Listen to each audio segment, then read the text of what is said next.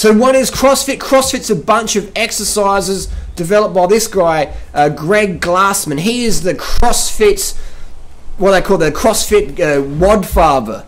The godfather, the workout of the day, WOD. This is the champion of CrossFit, the guy who started it all. So we've got a question recently in the media. There's a bit of a debacle about CrossFit. Does CrossFit have a steroid problem? In the media, that some of these photographs were flashed around, sort of asking, why do the CrossFit women resemble men so much? Does CrossFit have a steroid problem? Now, they weren't saying anyone's on steroids, they're just asking the questions, just sharing some opinions. So in this video here today, I'm just sharing my opinion. Just sharing my opinion of the question, does CrossFit have a steroid problem? So I'm just sharing my opinion. I would say CrossFit, there's no drugs in CrossFit. No steroids in CrossFit. Nothing. Nothing. If you go to the gym a bit and do a bit of iron, all the women look like this. There's no human growth hormone in CrossFit. There's definitely no testosterone. There's definitely no stimulants or... Nah, not at all. I'll tell you what. The only sport that has drugs is cycling.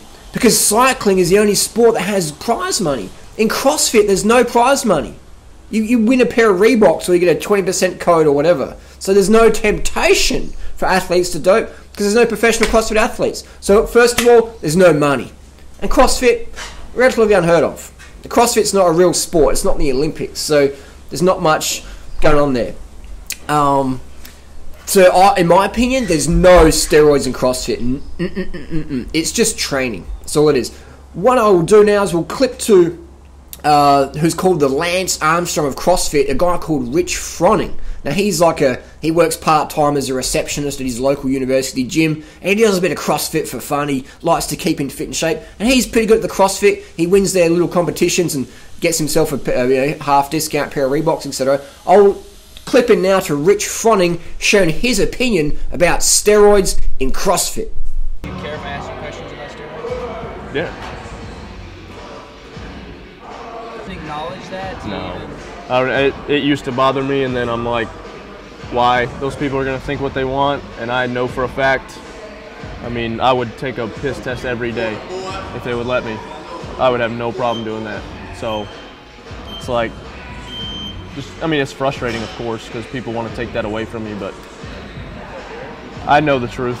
Everybody else around me knows the truth, so. Do you know anyone in CrossFit who's done steroids? Not that I know of. You don't know a single person? Not that I know of. I've never really asked anybody, but there's nobody off the top of my head that I'm like, yeah, that guy's done steroids. Have you ever thought that anyone's doing steroids? I don't think steroids would help you that much in CrossFit. I don't know. I don't know.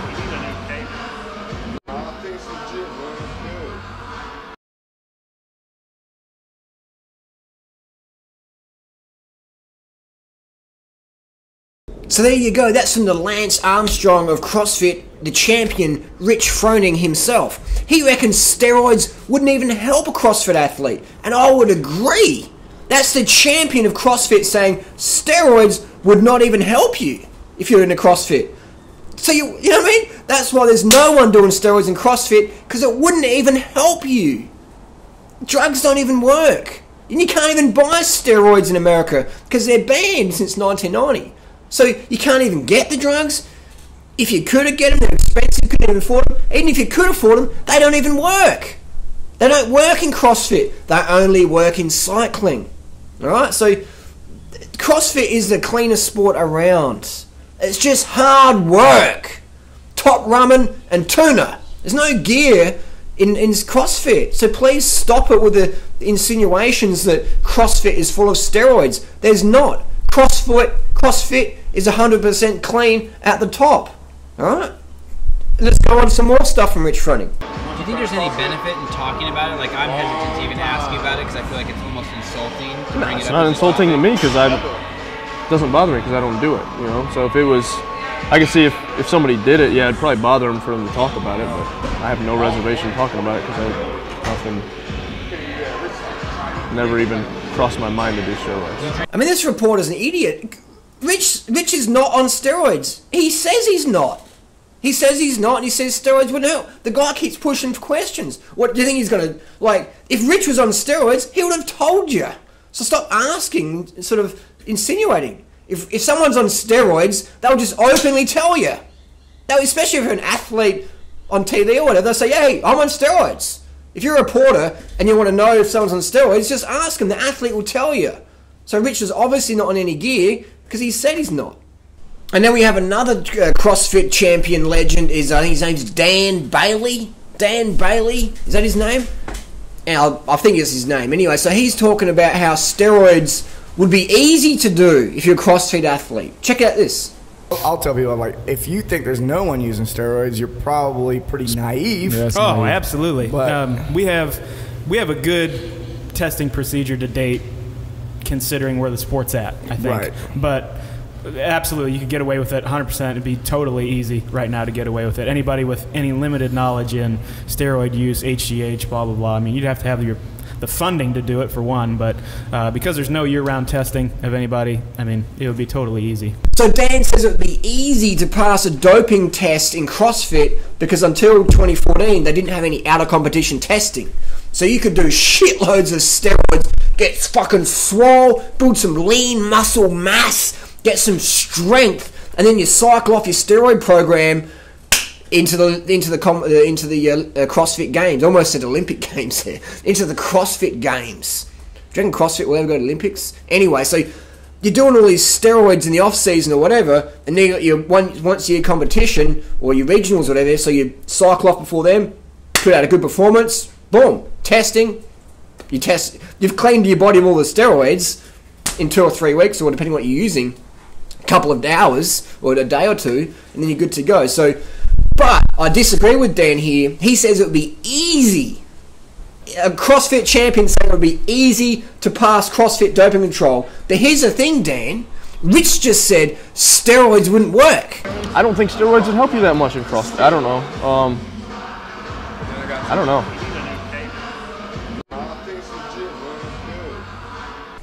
And Rich is a better athlete than you. So I'm going to put my trust in Rich that no one in CrossFit does steroids, and if you did, they wouldn't even work. So that's from the two champions themselves. Let's go to the CrossFit website and check out what they got to say. Here we have the 2014 Reebok CrossFit Games drug testing program. If you want to be part of the games, here's the deal. So in the introduction, they even tell you, even the legal use of banned substances. Isn't that interesting? Legal use of banned substances. Legal use of banned substances, e.g. hormone replacement therapy, aka doing shitloads of steroids, has the potential to compromise the integrity of athletic competition. And we'll screen down here, down to the last bit, just in case the CrossFit athlete didn't really understand. The last bit. They give you a heads up at the first bit, and a reminder as you walk through the door. So we have here in the last bit, the use of prohibited substance to increase low normals of any endogenous hormone is not considered an acceptable therapeutic intervention. So what they're basically saying is, if you're going to get a blood test, make sure your levels are low, not low normal. So a lot of people might be confused and going, hang on, Harley, so you can you use testosterone and participate in the CrossFit Games? Well, technically you can.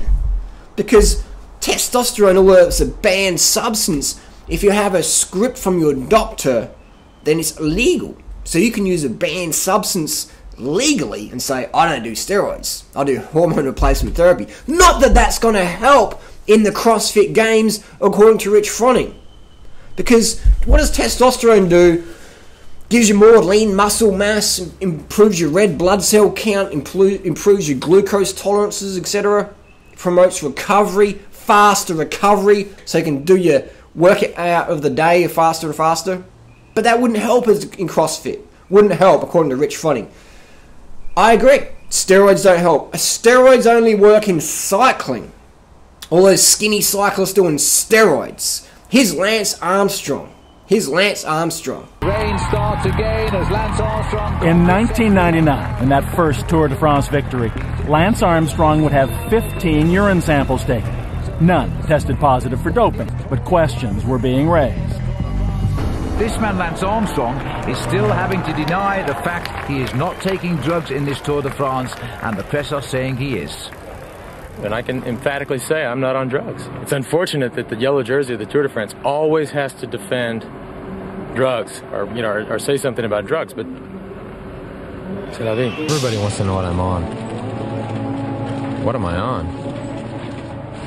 I'm on my bike, busting my ass 6 hours a day. What are you on?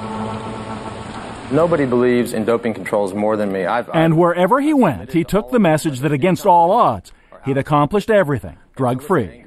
The proof of the results, not just the race results, but the drug testing results, the investigations, the inquiries, the court cases, haven't lost one of them. You wrote that Lance Armstrong was doping, you were likely to be sued, and nobody was going to believe you. Is there anything about your dealings with Dr. Ferrari over the decade or so that you've known him and dealt with him that would suggest to you that perhaps he was using or encouraging other athletes to use performance-enhancing drugs or substances? No. In fact, to the contrary.